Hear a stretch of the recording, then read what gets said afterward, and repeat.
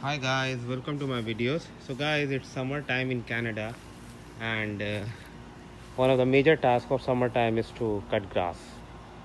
So those who are rich, they hire landscapers and get this job done. But for the people like me, the only way to get this done is to do it yourself.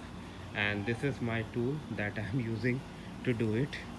How do you feel the way I have done? I don't think it's proper, right? You see some grasses here and there, but I'm not an expert landscaper. Still, I was forced to do this. You can understand by whom. So still I have to move a lot here, but yes, this is working well. Like if I would have used a hand tool, it would have taken many days, but in last few minutes itself I have managed to run over this, and it was like this everywhere, but I have managed to level it at most of the area. Still I gotta do more, but I'll do it myself. This is how we live in Canada.